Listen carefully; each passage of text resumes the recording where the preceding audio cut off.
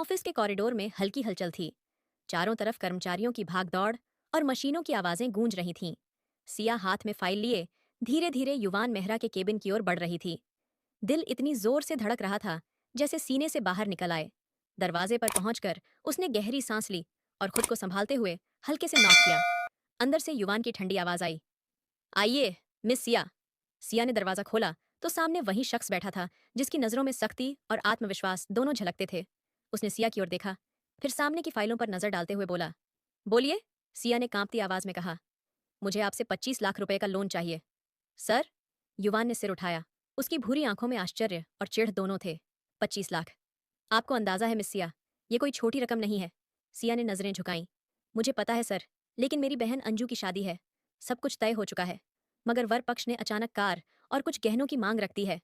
अगर 2 दिन में पैसे न जुटे तो शादी टूट जाएगी। युवान खिड़की के पास जाकर खड़ा हो गया। बाहर बारिश हो रही थी और शीशे पर गिरती बूंदों की आवाज कमरे की खामोशी को और गहरा कर रही थी। उसने धीरे से कहा, और मैं क्यों दूं? तुम्हें 25 लाख रुपए? सिया की आंखें भर आईं। आप चाहें तो मेरी सैलरी से हर महीने थोड़ा थोड़ा काट लीजिए, पर प्लीज सर, मेरी बहन की इज्जत दांव पर है। युवान ने उसकी ओर देखा। चेहरे पर न तंज था न नरमी, बस ठंडापन। तभी दरवाजे पर नॉक हुआ। 2 विदेशी इन्वेस्टर्स अंदर आए। युवान ने मुस्कुराकर कहा, आप लोग मीटिंग रूम में चलिए, मैं 2 मिनट में आता हूँ। वे बाहर चले गए। सिया जाने को हुई तो युवान ने कहा, रुकिए मिस सिया, आपका जज्बा अच्छा है, मगर दुनिया जज्बे पर नहीं चलती। अगर मैं हर किसी की मदद करने लगूं तो कंपनी बंद हो जाएगी। उसने घड़ी पर नजर डाली। अब जाइए, मीटिंग का वक्त हो गया। सिया ने सिर झुकाया और बाहर निकल गई। हर कदम के साथ उसकी उम्मीदें टूट रही थीं। बाहर आते ही उसकी आंखों से आंसू गिर पड़े। वो जानती थी, अब सिर्फ अंजू की शादी नहीं, एक पिता की चिंता और बहन की बेबसी भी दांव पर थी। अगले दिन सिया फिर केबिन के दरवाजे पर पहुंची। इस बार उसकी आंखों में उम्मीद से ज्यादा डर था। कम इन युवान की आवाज गूंजी। वो अंदर आई, हाथों में वही फाइल थी। युवान ने बिना देखे कहा, अब क्या बात है मिस सिया? कल तो साफ कह दिया था कि कंपनी किसी को लोन नहीं देती। सिया ने सिर झुकाते हुए कहा, माफ कीजिए सर, मजबूरी ने मुझे दोबारा सोचने पर मजबूर किया। बस इस बार मेरी मदद कर दीजिए। युवान ने गहरी सांस ली और खिड़की के पास जाकर खड़ा हो गया। आपको पता है मिस सिया, 25 लाख कोई छोटी रकम नहीं होती। 5 साल की सैलरी काटने के बाद ही ये रकम पूरी हो पाएगी। सिया ने उसकी ओर देखा। आंखों में सवाल थे। क्या वो सच में इतने बेरहम हैं? युवान हल्के से मुस्कुराया। और क्या आपको लगता है कि आप यहाँ 5 साल टिक पाएंगी? वो अपनी जगह से उठकर उसके करीब आ खड़ा हुआ। बस एक कदम की दूरी पर सिया ने उसकी आंखों में झलकते तंज को महसूस किया और होंठ भींच लिए। युवान की निगाहें अब उसके चेहरे पर टिक गईं। उन गुलाबी होंठों पर जो हल्की सांसों से कांप रहे थे। उसने ठंडी आवाज में कहा, गलती तुम्हारी नहीं है। मिडिल क्लास लोगों की तो आदत होती है जरूरत से ज्यादा उम्मीद करने की। सिया का चेहरा गुस्से और शर्म से लाल हो गया। उसकी आंखों में नमी अब आग बन चुकी थी। युवान की निगाहें पल भर को रुक गईं, जैसे किसी अनकहे एहसास ने उसे छू लिया हो। I am sorry sir, Siya ने धीमी आवाज में कहा, मुझे अपनी हैसियत के हिसाब से मांग करनी चाहिए थी। वो पीछे हटी। तभी उसके दुपट्टे की किनारी युवान के जूते में फंस गई। हटाने की कोशिश में उसकी स्लीव फट गई। सिया ने अपने खुले बाजू को हाथों से ढक लिया। उसकी आंखों में शर्म और घबराहट थी। युवान कुछ कह पाता, उससे पहले दोनों का संतुलन बिगड़ा और वो एक साथ जमीन पर गिर पड़े। सिया की हल्की चीख कमरे में गूंज गई। युवान उसके ऊपर था। उसकी सांसें सिया की गर्दन को छू रही थीं। सिया सिहर उठी। युवान के चेहरे पर अजीब सी खामोशी थी, जैसे वो खुद को रोक नहीं पा रहा हो। सर, प्लीज, सिया ने घबरा कर कहा। युवान को होश आया। वो तुरंत पीछे हटा। तभी दरवाजे की आवाज आई। दोनों पलटे। सामने इन्वेस्टर्स खड़े थे। कमरे में सन्नाटा छा गया। विदेशी महिला मुस्कुराई, ओह सॉरी, शायद हम गलत वक्त पर आ गए। युवान झट से खड़ा हुआ। सिया ने जल्दी से अपना दुपट्टा ठीक किया। विदेशी आदमी बोला, मिस्टर मेहरा, क्या ये आपकी वाइफ है? सिया कुछ कहने ही वाली थी कि युवान ने मुस्कुराकर उसका हाथ थाम लिया। जी हाँ, ये मेरी वाइफ है। बस थोड़ी नाराज थी। मैं इन्हें मनाने की कोशिश कर रहा था। सिया के चेहरे पर हैरानी और गुस्से का मिला जुला भाव था। इन्वेस्टर्स हंसते हुए बोले, ओह हाउ स्वीट। युवान ने मुस्कुराकर कहा, आप लोग मीटिंग रूम में चलिए, मैं बस आता हूँ। दरवाजा बंद होते ही सिया ने झटके से हाथ छुड़ाया। आपने सबके सामने झूठ क्यों बोला? युवान ने सख्त लहजे में कहा, जिस तरह हम उस वक्त करीब थे, अगर मैं कुछ नहीं कहता तो सब गलत समझते। तुम्हारा कुछ नहीं बिगड़ता, पर मेरी इज्जत और कंपनी का नाम दांव पर लग जाता। सिया ने कांपती आवाज में कहा, इज्जत चाहे गरीब की हो या अमीर की, दाग दोनों के लिए बराबर दर्दनाक होता है। मिस्टर युवान मेहरा। कमरे में सन्नाटा छा गया। युवान की आंखों में सख्ती थी, मगर कहीं भीतर पछतावे की झलक भी। उसने दरवाजे की ओर बढ़ते हुए कहा, जब तक मैं वापस नहीं आता तुम इस कमरे से बाहर नहीं जाओगी। अगर बाहर गई तो जिम्मेदारी तुम्हारी होगी। उसने आखिरी नजर सिया पर डाली और बाहर चला गया। दरवाजे पर गार्ड से बस इतना कहा, किसी को अंदर मत आने देना। कमरा फिर खामोश हो गया। सिया कुर्सी पर बैठ गई। उसे समझ नहीं आ रहा था कि वो मदद मांगने आई थी या अपनी जिंदगी का सबसे कठिन इम्तिहान देने। युवान ने जाते ही सिया के केबिन का दरवाजा बंद करवा दिया। अब कोई भी उसे वहां से बाहर नहीं जाने दे रहा था। सिया अब अपने आंसू रोक नहीं पा रही थी। वह टूट चुकी थी। मजबूरी, जरूरत और हालात उसे यहां तक ले आए थे। वह तो बस मदद मांगने आई थी, उसी शख्स से जिसने पहले उसे उसकी औकात याद दिलाई। और अब यह मौका आया। इसी बीच इन्वेस्टर्स अपने प्रेजेंटेशन में व्यस्त थे। हमें यह प्रोजेक्ट बहुत पसंद आया है। अगर लंदन में ऐसे रेस्टोरेंट्स बनाए जाएं तो काफी मुनाफा होगा। युवान की आंखों में गर्व भरी मुस्कान थी। लेकिन तभी एक इन्वेस्टर ने कहा, हम अभी यह डील फाइनल नहीं कर सकते। आपको अपनी वाइफ के साथ लंदन आना होगा। 7 दिन बाद हमारी वेडिंग एनिवर्सरी है और उस खास मौके पर हम यह डील सबके सामने घोषित करना चाहते हैं। सुनते ही युवान का माथा चिंता की लकीरों से भर गया। उसने अपनी दाढ़ी पर हाथ फेरते हुए खुद को काबू में किया। ये डील उसके लिए बेहद जरूरी थी। कंपनी का फायदा और विदेशी मार्केट में पहचान दोनों दांव पर थे। श्योर क्यों नहीं, हम दोनों जरूर आएंगे। युवान मुस्कुराते हुए बोले। हाथ मिलाकर इन्वेस्टर्स को विदा किया और अपने ऑफिस की ओर बढ़े। ऑफिस में आते ही उसकी नजर सिया पर पड़ी। भीगी हुई लाल आंखों से वह उसे देख रही थी। युवान ने धीरे से सिर झुका लिया। तुम्हें पैसों की जरूरत है और मैं तुम्हें पैसे देने को तैयार हूं। सिया की आंखें फटाक से खुल गईं। लेकिन युवान ने जारी रखा, लेकिन इसके बदले इन 7 दिन में तुम्हें मेरी पत्नी बनना होगा। वैसे फर्ज निभाना होगा जो एक पत्नी निभाती है। सिया के चेहरे पर हैरानी साफ थी। उसने गुस्से में कहा, नहीं चाहिए, मुझे ऐसे पैसे नहीं चाहिए जिनके बदले मुझे अपनी इज्जत का सौदा करना पड़े। आपके पैसे आपको मुबारक हों। युवान ने गंभीरता से उसे देखा। जब वह पास से गुजर रही थी, सिया की खुशबू उसकी सांसों से टकराई और उसे फिर से अपनी ओर खींच ले गई। उसने माथे पर हाथ फेरते हुए खुद को संभाला। यह लड़की, उसकी मौजूदगी, उसकी महक उसे मजबूर कर रही थी। उसे उसकी नजदीकी चाहिए थी, लेकिन दिमाग उलझा हुआ था और बिजनेस डील खोना भी मंजूर नहीं था। सिया अपने घर लौट गई। ऑफिस में जो कुछ हुआ था उसके बाद वह वहां एक पल भी नहीं रुकना चाहती थी। घर में कदम रखते ही उसकी माँ की चीखें कानों में गूंजी। सिया दौड़ी और जो मंजर उसने देखा उससे उसका दिल थम गया। उसकी बहन अंजू पेट्रोल डालकर माचिस हाथ में लिए खड़ी थी। पिता बेबस होकर सिर झुकाए रो रहे थे और माँ चीखती हुई रोक रही थी। क्या हो रहा है? सिया चीखी। अंजू बुरी तरह रोते हुए बोली, दीदी, अगर कल तक गाड़ी और कारोबार के पैसे नहीं दिए तो बारात वापस चले जाएगी। मैं उससे बहुत प्यार करती हूँ, उसके बिना नहीं रह सकती। अगर बारात गई तो मैं मर जाऊंगी। सिया की आंखों से आंसू बह निकले। बहन के हाथ में माचिस, पिता का बेबस चेहरा और माँ की गुहार, सब देखकर वह एक निर्णय पर आ चुकी थी। वह दौड़ी, माचिस अंजू के हाथ से छीन ली और रोते हुए बोली, पैसे हैं। सबने हैरानी से देखा। सिया ने कहा, हाँ मम्मा, पापा पैसे हैं। मैंने अपनी कंपनी से लोन मांगा था। हमारे सर बहुत अच्छे हैं, उन्होंने मंजूर कर लिया है और अगले प्रोजेक्ट के लिए मुझे टूर पर भी ले जाएंगे। बाकी लोन की रकम मेरी तनख्वाह से काट ली जाएगी। आप लोग परेशान मत हो, सब ठीक हो जाएगा। सिया ने अपनी कांपती आवाज पर काबू पाते हुए मुश्किल से मुस्कुराया। अंजू उसके सीने से लगकर जोर जोर से रोने लगी। पिता की आंखों में राहत और माँ की आंखों में आंसू थे। सिया ने अपने आंसू पोंछे, लेकिन उसकी माँ को न जाने क्यों उसकी उदास आंखें देखकर कुछ सही नहीं लगा। तू ठीक है ना बेटा? माँ ने चिंता से पूछा। सिया ने मुस्कुराकर कहा, हाँ मम्मा, मैं बस एक फाइल घर भूल गई थी, वहीं लेने आई थी। आप चुप रहिए, अंजू को संभालिए, मैं शाम तक वापस आ जाऊंगी। उसने अंजू के आंसू पोंछे, उसे गले लगाया और अपने कमरे की ओर बढ़ गई।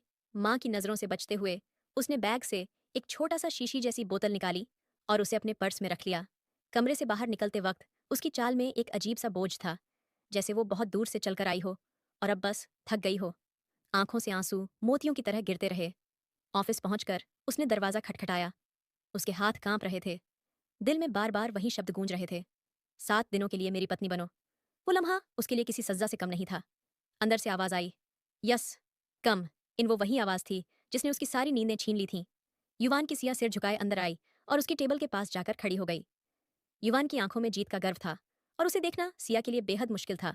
उसने नजरें झुका लीं और अटकती हुई आवाज में कहा, मैं तैयार हूं। मुझे आपकी शर्त मंजूर है। युवान के चेहरे पर हल्की मुस्कान आई, आधी तंज आधी हैरानी। वो उठा और ठंडी आवाज में बोला, जब तुम इतने यकीन से ना कहकर गई थी तब लगा था तुम बाकी सब जैसी नहीं हो, लेकिन अब लगता है मैं गलत था। वो कुर्सी पर बैठ गया, उंगलियों से पेन घुमाते हुए बोला, मैं फिर से दोहरा देता हूं, तुम्हें मेरे साथ 7 दिनों के टूर पर जाना होगा। सबके सामने मेरी पत्नी बनकर इन दिनों में वो सब निभाना होगा जो एक पत्नी निभाती है। सिया की आंखों में आंसू छलक आए।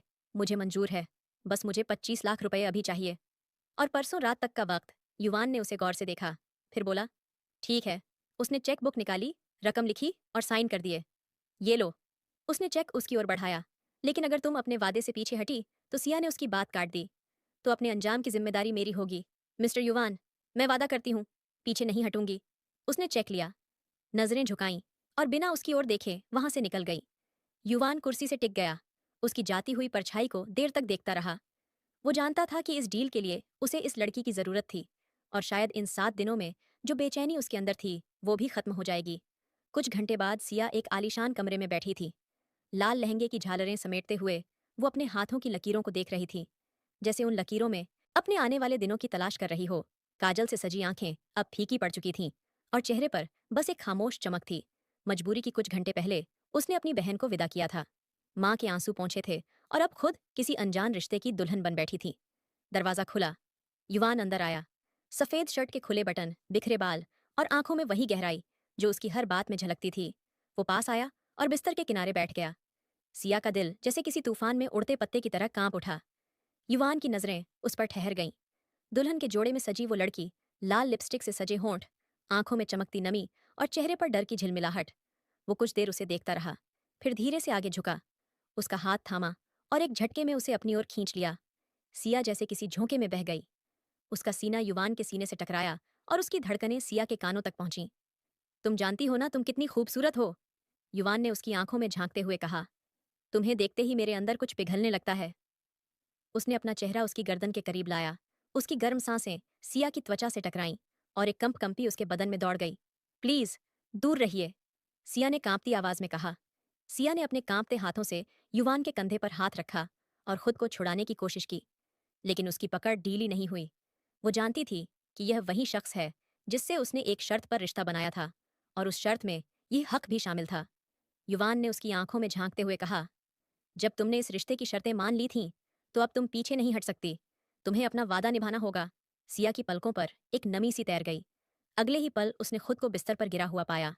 युवान का चेहरा उसके करीब झुक आया था। उसकी आंखों में चाहत की आग थी और लहजे में एक अजीब सी खामोशी। तुमसे पहले किसी ने मुझे इस तरह अपनी ओर खींचा नहीं। सिया, तुम अलग हो। तुम्हारे अंदर कुछ ऐसा है जो मुझे रोक नहीं पाता। वो झुककर उसके चेहरे को अपने होठों से छूने लगा। सिया ने अपनी आंखें बंद कर लीं। उसकी सांसें तेज थीं। दिल बेकाबू हो रहा था। जब उसने खुद ही इस रिश्ते को स्वीकार किया था, तो अब इस नज़दीकी से इनकार भी कैसे करती। उसने खुद को हालात के हवाले कर दिया। कमरे में कुछ देर बाद सन्नाटा छा गया। सुबह युवान की नींद खुली तो उसने देखा ड्रेसिंग टेबल के सामने खड़ी सिया अपने भीगे बालों को तौलिए से सुखा रही थी। कल रात की नज़दीकियां अब भी उसके जहन में गूंज रही थीं। उसके दिल में एक अजीब सी बेचैनी थी।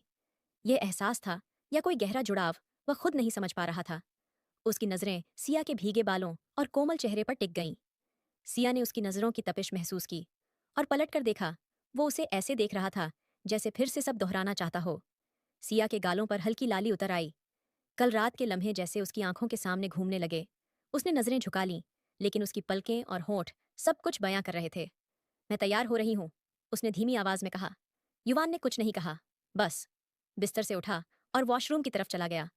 दरवाजा बंद हुआ तो सिया ने आईने में खुद को देखा। क्यों भूल गई मैं कि मैं किसी और की हूं, वो बुदबुदाई और आंखों की नमी पहुंची। उसने हल्की गुलाबी लिपस्टिक लगाई, बाल बांधे और बस उतनी सी तैयारी में भी बेहद खूबसूरत लग रही थी। वो बिस्तर के किनारे बैठकर युवान का इंतजार करने लगी। जैसे ही वह बाहर आया, सिया की नजरें उस पर ठहर गईं। वाकई युवान रूप और आकर्षण का जीता जागता सबूत था। सिया का दिल जोर से धड़क उठा और उसने शर्माते हुए नजरें झुका लीं। मेरे ख्याल से तुमने शादी को ज्यादा सीरियसली नहीं लिया, युवान ने आईने के सामने खड़े होकर घड़ी पहनते हुए ठंडे लहजे में कहा। पत्नी होने की जिम्मेदारियों में ये बात भी आती है कि तुम मेरे लिए नाश्ता बनाओ, मेरे कपड़े पैक करो, न कि यूं आईने के सामने बैठी रहो। सिया ने बिना कुछ बोले धीरे धीरे अलमारी खोली और उसके कपड़े पैक करने लगी। युवान की नजरें लगातार उसी पर टिकी थीं। उसकी हर हरकत में एक नरमी थी जो युवान के अंदर कुछ बदल रही थी। कपड़े पैक करके सिया कमरे से बाहर निकल आई। वो जानती थी युवान उसे अपने घर नहीं ले जाएगा, और ले भी क्यों जाता। वो तो सिर्फ 7 दिनों की उसकी पत्नी थी। लेकिन फिर भी दिल बार बार सवाल करता, जब सब पता था तब भी यह दर्द क्यों है। उस बड़े से फार्म हाउस में उनके अलावा कोई नहीं था। सिया ने खुद ही नाश्ता बनाया, ट्रे सजाई और कमरे में आई। युवान एक तरफ खड़ा मोबाइल में व्यस्त था। नाश्ता तैयार है, सिया ने शांत स्वर में कहा। युवान ने फोन रखे बिना जवाब दिया। तैयार हो जाओ, आधे घंटे बाद फ्लाइट है। सिया ने सिर हिलाया और बोली, मैं तैयार हूं। युवान ने उसकी ओर नजर डाली, सिर से पैर तक देखा और कहा, इस हुल्ली में जाओगी मेरे साथ? याद रखना तुम युवान मेहरा की पत्नी हो, इस शहर के सबसे चर्चित बिजनेसमैन की पत्नी। चाहे सिर्फ 7 दिनों के लिए ही सही। इन दिनों में तुम सिंपल कपड़े नहीं पहनोगी, क्योंकि यह मेरे स्टेटस के लायक नहीं है। उसका लहजा सामान्य था, लेकिन सिया को लगा जैसे उसने उसके आत्मसम्मान पर चोट की हो। उसने अपनी मुट्ठियां भींच लीं और बिना कुछ कहे उसकी ओर देखा। आंखों में गुस्सा और दर्द दोनों था। सिया ने गुस्से में उसकी आंखों में देखा और बोली, मेरा पहनावा आपके स्टेटस से मेल खाता है या नहीं, इससे मुझे कोई फर्क नहीं पड़ता। कॉन्ट्रैक्ट में कहीं भी यह नहीं लिखा कि आप मेरे कपड़ों पर पाबंदी लगाएंगे या मैं आपकी हर बात मानने को मजबूर रहूंगी। मैंने सिर्फ आपकी पत्नी के तौर पर अपने फर्ज निभाने की बात मानी थी, उससे ज्यादा कुछ नहीं। उसकी बात सुनकर युवान कुछ पल के लिए खामोश रह गया। फिर उसके चेहरे पर हल्की सी मुस्कान उभरी। वह उसकी ओर बढ़ा तो सिया ने अनजाने में कदम पीछे खींच लिए, लेकिन अगले ही पल युवान ने उसकी कलाई थाम ली और झटके से अपनी ओर खींच लिया। सिया उसके सीने से आ लगी। युवान ने ठंडे लहजे में कहा, कॉन्ट्रैक्ट में लिखा हो या ना हो, अब तुम हर चीज में मेरी पाबंद हो। इन 7 दिनों में तुम क्या पहनोगी, किससे बात करोगी, क्या करोगी, सब मेरी मर्जी से होगा। सिया ने उसकी पकड़ में खुद को संभालते हुए दबी आवाज में कहा, तो यह बात मुझे तब बतानी चाहिए थी जब आप कॉन्ट्रैक्ट साइन करवा रहे थे। अब जब मैंने अपनी बहन अंजू की जान बचाने के लिए यह शर्त मानी है, तो मैं आपके हर हुक्म की गुलाम नहीं बन सकती। युवान की आंखों में गुस्से की चमक आई। वह झुककर उसके और करीब आया और बोला, 25 लाख रुपए के बदले इतना तो करना ही पड़ेगा। सिया उसने जैसे ही उसे चूमने की कोशिश की, सिया ने झटके से उसके सीने पर हाथ रखकर उसे रोक दिया। युवान की आंखों में अब गुस्सा साफ झलक रहा था। जो भी हो, सिया बोली, मैं अपने खुद के बनाए उसूलों को नहीं तोड़ूंगी। मैं ऐसे भद्दे और दिखावटी कपड़े कभी नहीं पहनूंगी। मेरी एक हद है और मैं वह पार नहीं कर सकती। उसकी आंखें नम हो चुकी थीं, मगर लहजा सख्त था। युवान ने दांत भींचे और उससे दूर हट गया। कुछ कदम चला, फिर पलटा और उसकी ठोड़ी पकड़कर बोला, आज के बाद मुझे मेरे नाम से मत पुकारना। उसका स्वर सख्त था। यह कहकर वह कमरे से बाहर चला गया। उसके जाते ही सिया ने लंबी सांस ली। थोड़ी देर बाद 2 लड़कियां उसके कमरे में आईं। उनके हाथों में कई तरह के सलवार सूट थे। सिया उन कपड़ों की ओर देखती रही। वो उस आदमी का एक पैसा भी खुद पर खर्च नहीं करना चाहती थी, मगर मजबूरी थी। युवान घर से पहले ही निकल चुका था और उसे बस यह बताया गया कि वह बाहर गाड़ी में इंतजार कर रहा है। सिया ने मन मारकर हल्के गुलाबी रंग का सूट पहना। उन लड़कियों ने उसके बाल संवारे और हल्का सा मेकअप किया। सिया आईने के सामने खड़ी थी, एक सादगी भरी खूबसूरती जिसमें कोई दिखावा नहीं था। फिर भी नजरों को थाम लेने वाली वह होंठ भींचते हुए बाहर निकली। युवान गाड़ी में बैठा था, हाथ में फोन और आंखों में झुंझलाहट। उसे इंतजार करना पसंद नहीं था। वह दरवाजा खोलने ही वाला था कि उसकी नजर दरवाजे से बाहर आती। सिया पर पड़ी उसके कदम थम गए। जैसे किसी खूबसूरत नज़ारे को देखकर आंखें ठहर जाती हैं, वैसे ही वह सिया को देखकर ठहर गया। गुलाबी रंग उस पर यूं खिल रहा था जैसे उसके लिए ही बना हो। युवान की सांसें कुछ पल को थमसी गईं। फिर उसने खुद को झटकते हुए सीधा बैठा लिया। सिया उसके पास आकर बैठ गई। उसने एक पल के लिए उसे देखा। सफेद शर्ट में गाड़ी की खिड़की से आती धूप में उसका चेहरा और भी निखरा लग रहा था। सिया के मन में अनजाने ही ख्याल आया, सफेद रंग जैसे उसी के लिए बना हो। और उधर युवान सोच रहा था, गुलाबी रंग तो शायद इसी लड़की के लिए बना है। दोनों ने यह बात एक दूसरे से नहीं कही, लेकिन मन ही मन दोनों मुस्कुरा दिए। थोड़ी देर बाद सिया ने धीमी आवाज में कहा, आप आगे से मेरे लिए इतने महंगे कपड़ों का इंतजाम मत कीजिएगा।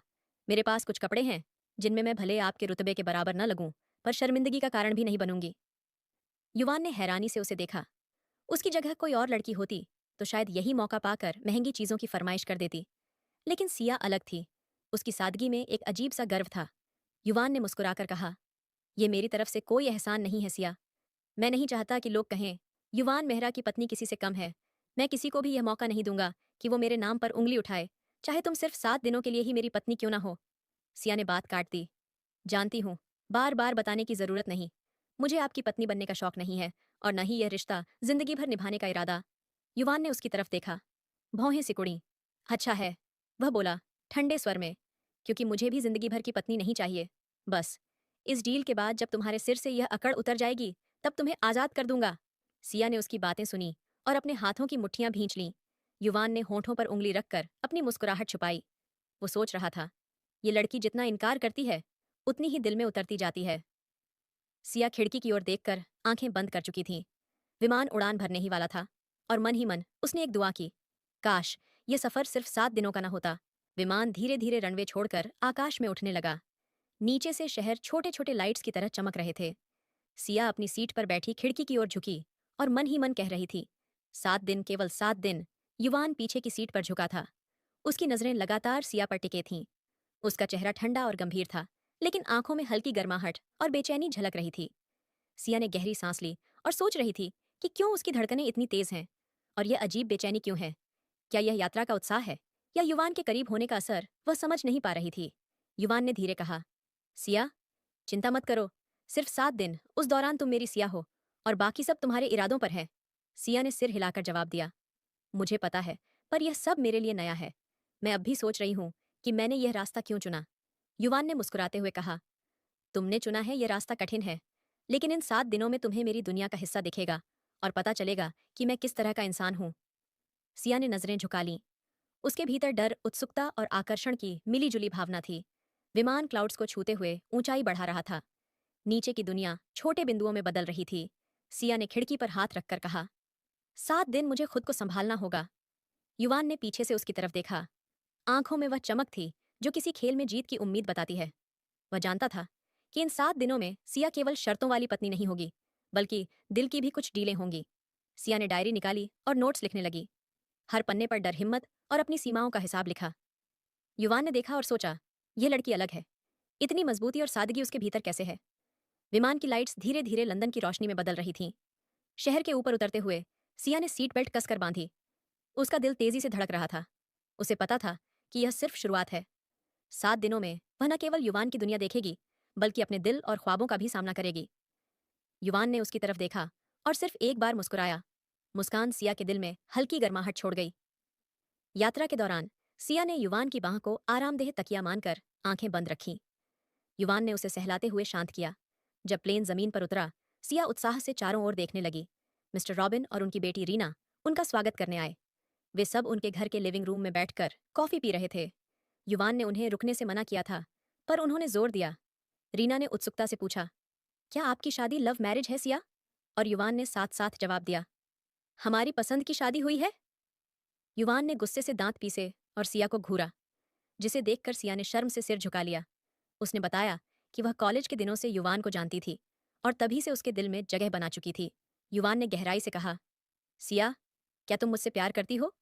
और क्या प्यार आज तक कम नहीं हुआ? सिया ने हल्की मुस्कान के साथ जवाब दिया, मैं आज भी पहले दिन जितना ही बेइंतहा प्यार करती हूँ। सिया ने सिर झुकाकर गंभीरता से कहा। युवान की पकड़ उसकी कमर पर और मजबूत हो गई। वह जानता था कि यह इजहार केवल वक्त की जरूरत था, सच नहीं था। यह हकीकत नहीं थी। फिर भी उसकी धड़कनें तेज हो गई थीं। अब मेरा ख्याल है कि हमें बातें खत्म करनी चाहिए। काफी देर हो गई है। आप लोग आराम करें। सुबह मुलाकात होगी। मिस्टर रॉबिन ने समय का ध्यान रखते हुए अपनी जगह से उठते हुए कहा। युवान ने हाँ में सिर हिलाया। वे सब नौकरों के पीछे चलते हुए गेस्ट रूम तक पहुंचे। कमरे में आते ही सिया ने गहरी सांस ली। उसने कमरे पर एक नजर डाली और वॉशरूम की तरफ बढ़ी ही थी कि युवान ने उसकी कलाई पकड़कर उसे दीवार से सटा दिया। सिया डर के मारे उसकी ओर देखने लगी। युवान गुस्से में दांत पीसते हुए गुर्राया, तुम्हारी वजह से अभी उन्हें शक हो जाता कि हम कॉन्ट्रैक्ट कपल हैं। मेरी कोई गलती नहीं है। आप पहले बता देते कि ऐसे सवाल भी पूछे जा सकते तो मैं खुद को तैयार रखती। सिया ने अपना हाथ उसकी गिरफ्त से आजाद कराने की कोशिश करते हुए गंभीर स्वर में कहा। युवान के चेहरे के ताने अचानक ढीले पड़ गए। उसने सिया की झिल जैसी आंखों में देखा और धीमे लहजे में पूछा, तुमने कहा तुम मुझसे प्यार करती हो? सिया का विरोध करने का मन हुआ, पर दिल तेजी से धड़कने लगा।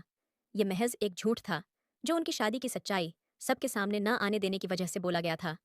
सिया ने उसकी नजरों से नजरें चुराते हुए कहा। युवान ने अपना जबड़ा छोड़ दिया। उसका जवाब दिल में किसी सुई की तरह चुभ गया। आजाद कर देने के बाद भी सिया उसके घेरे में खड़ी रही।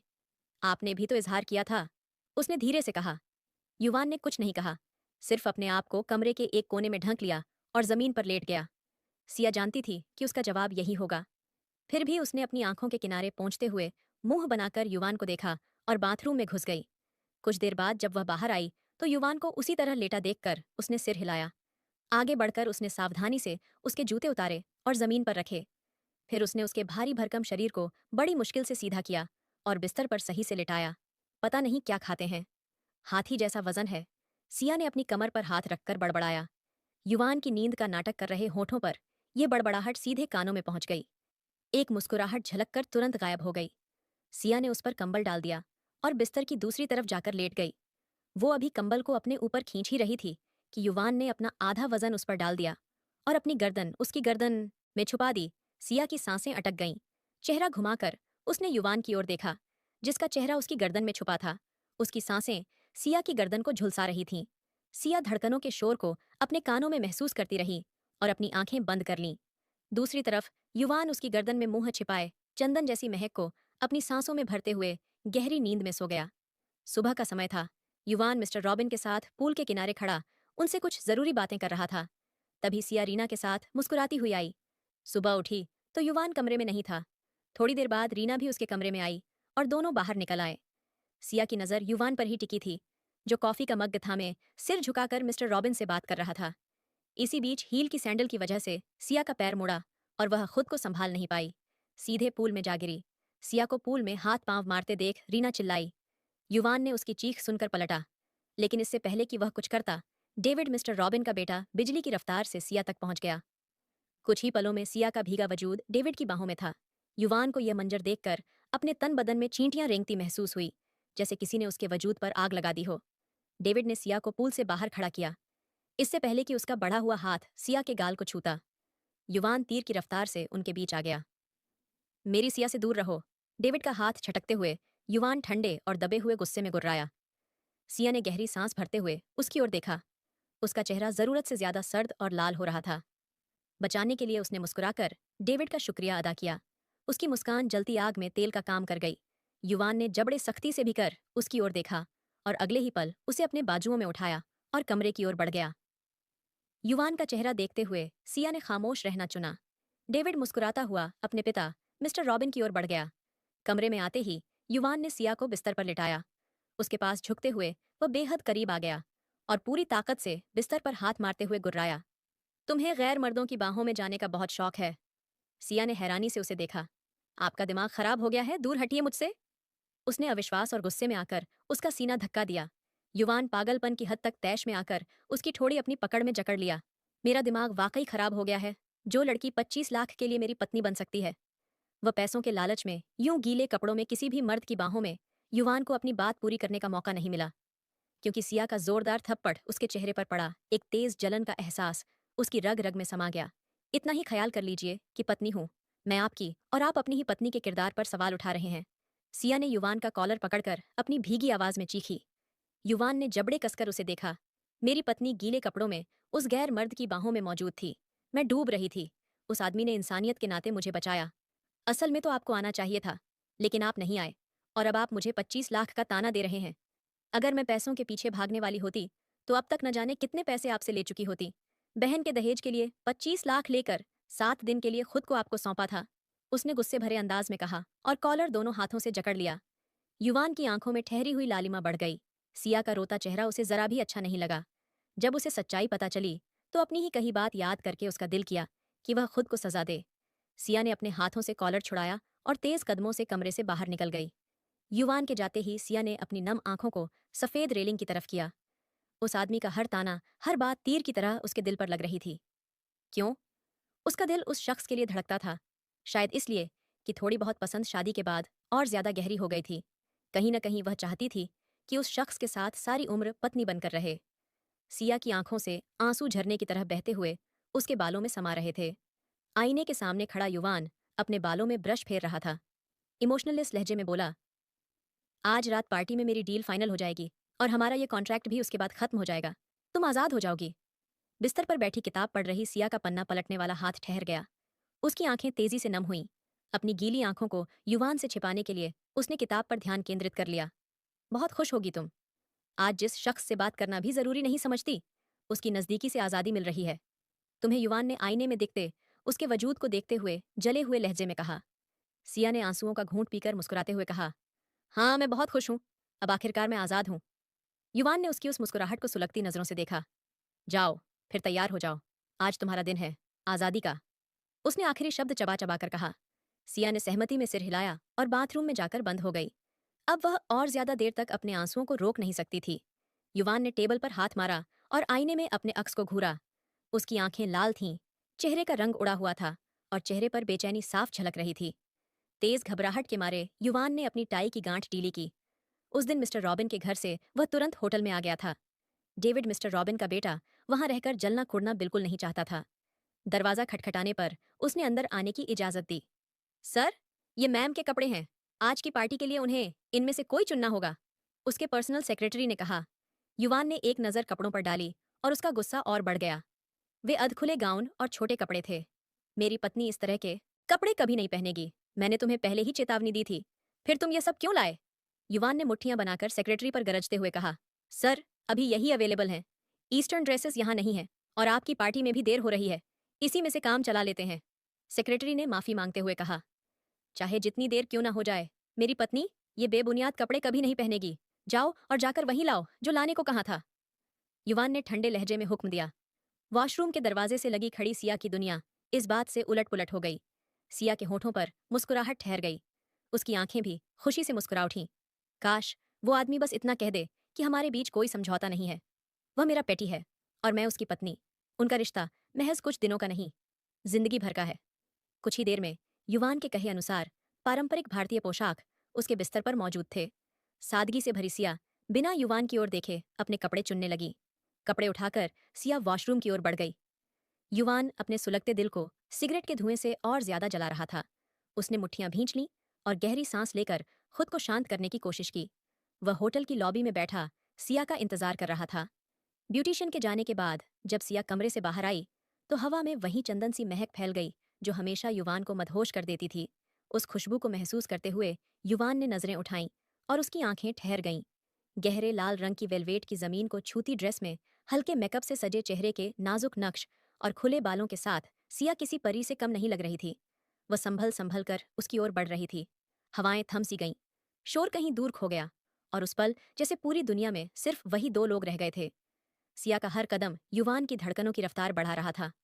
उसका दिल तेजी से धड़क कर कह रहा था, अब ये दिल मेरा नहीं, सिया का हो चुका है। चलें सिया, युवान ने कहा।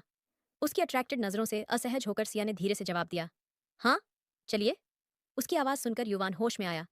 उसने अपना हाथ आगे बढ़ाया और सिया का हाथ थाम लिया। दोनों बाहर की ओर बढ़ गए। सिया ने नम निगाहों से अपने हाथ में मौजूद उसके हाथ को देखा। शायद यह उस आदमी का आखिरी स्पर्श था। इसके बाद उनके बीच बस दूरी और जुदाई ही बचनी थी। ऑफिस पार्टी अपने अंतिम चरण में थी। वहां मीडिया वालों को देखकर युवान तो नहीं, लेकिन सिया जरूर घबरा गई थी। अगर उनके रिश्ते की सच्चाई बाहर आ गई होती तो यह खबर आग की तरह फैल जाती। लेकिन शुक्र था कि वहां ऐसा कुछ नहीं हुआ। अब वे दोनों होटल के कमरे में अकेले थे। युवान का रुख कांच की दीवार की तरफ था, जबकि सिया की नजरें अपने सामने रखे तलाक के कागजों पर जमी थीं। साइन कर दो, फिर मेरा सेक्रेटरी तुम्हें एयरपोर्ट छोड़ आएगा। उसके बाद तुम जहां चाहो जा सकती हो, युवान ने ठंडी लेकिन सख्त आवाज में कहा। उसकी आंखों में लालिमा थी और चेहरे पर बेचैनी फैली हुई थी। मीडिया वालों को पता चल गया होगा कि मैं आपकी पत्नी हूं। आपको प्रॉब्लम होगी। ये शायद सिया की तरफ से रुकने की आखिरी कोशिश थी। उनकी चिंता मत करो, उन्हें मैं संभाल लूंगा, युवान ने दोनों हाथ पैंट की जेब में डालते हुए कहा। अगर मिस्टर रॉबिन ने मेरे बारे में पूछा, तो सिया ने कांपती आवाज में कहा, नहीं पूछेंगे। अब हमारा और उनका आमना सामना नहीं होगा। उन्हें बस डील पक्की करनी थी। आगे सब मुझे संभालना है, युवान ने ठंडे लहजे में जवाब दिया। सिया की आंखों से आंसू छलक पड़े। उसने कांपते हाथों से पेन उठाया और कागजों पर साइन कर दिए। फिर उठ खड़ी हुई और बोली, गुड बाय मिस्टर युवान, आज तो आपका नाम ले सकती हूँ। आखिर आज हमारे इस नकली रिश्ते का आखिरी दिन जो है। खुद को तकलीफ देते हुए ये कहते ही सिया तेजी से कमरे से बाहर निकल गई। बाहर खड़ा युवान का सेक्रेटरी उसे लेकर एयरपोर्ट की ओर चला गया। युवान ने थके हुए कदमों से दीवार के पास जाकर अपना सिर कांच से टिका दिया। अपने गाल पर कुछ नमी महसूस हुई। उसने उंगलियों से छुआ। वह आंसू था।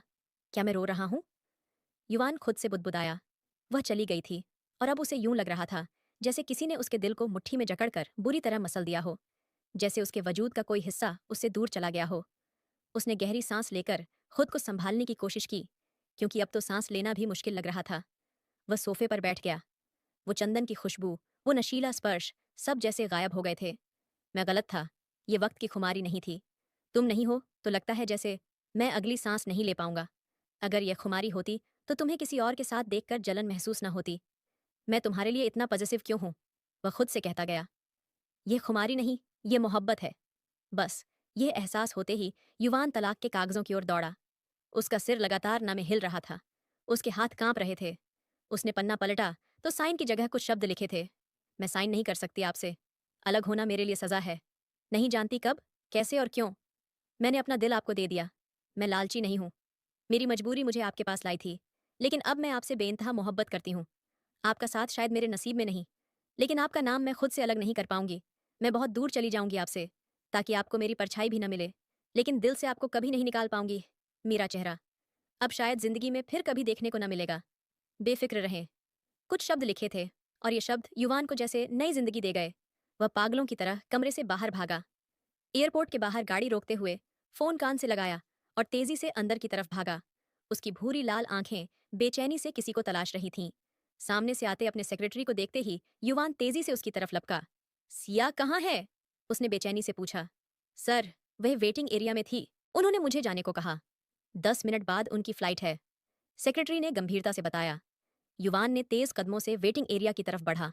उसकी नजरें उसे खोज रही थीं, लेकिन वह वहां नहीं थी। युवान धीरे धीरे अपनी सांसें बंद होती हुई महसूस कर रहा था। वह वहां मौजूद स्टाफ की ओर बढ़ा और बोला, मुझे एक बहुत जरूरी अनाउंसमेंट करनी है। अगर जरा भी देर हुई तो मेरी पत्नी मुझे छोड़कर चली जाएगी। कृपया यह बहुत जरूरी है। स्टाफ ने उसे दया भरी नजरों से देखते हुए सिर झुकाया और अनुमति दे दी। अगले ही पल वह माइक के सामने खड़ा था। अपनी भीगी आंखों को बाजू से पोंछते हुए उसने कहा, सिया। वह एयरपोर्ट के कोने में घुटनों में बैठी रो रही थी। युवान की आवाज सुनते ही उसने सिर उठाया और चारों ओर देखा। सिया, प्लीज वापस आ जाओ। मुझसे गलती हो गई। मुझे तुम्हें खुद से दूर नहीं करना चाहिए था। जिसे मोहब्बत हो उसे खुद से दूर करना बेवकूफ़ी होती है, और मैं वह बेवकूफ़ी कर चुका हूँ। मैं जानता हूँ तुम मुझे सुन रही हो। युवान तुमसे शिद्दत से मोहब्बत करता है। तुमसे पहले जितनी भी लड़कियां मेरी जिंदगी में आईं, वे सिर्फ दौलत से इम्प्रेस थीं, लेकिन तुम वाकई अलग हो। मेरी पत्नी होते हुए भी तुमने मुझसे कभी कोई ख्वाहिश नहीं की। मैं अपने एहसासों को वक्त की खुमारी समझता रहा, पर मैं गलत था। ये वक्त की खुमारी नहीं है, ये मोहब्बत है। मुझे तुमसे मोहब्बत है। प्लीज लौट आओ। माफ कर दो मेरी हर गलती, हर कमी को। तुम्हारे बिना मेरी सांसें सीने में अटक रही हैं। प्लीज लौट आओ। युवान आंसुओं से भरी और भारी आवाज में सिया से अपना गहरा प्यार और माफी जताता रहा। जैसे ही सिया ने यह आवाज सुनी, उसे लगा जैसे बिजली का तेज झटका लगा हो। वह तुरंत उठी और अगले ही पल बहते आंसुओं और होठों पर मुस्कान लिए दौड़ती हुई युवान की ओर भागी। सर, फ्लाइट उड़ान भर चुकी है। वहां मौजूद लड़की ने मायूस होकर कहा। युवान ये सुनकर निढाल होकर बैठ गया।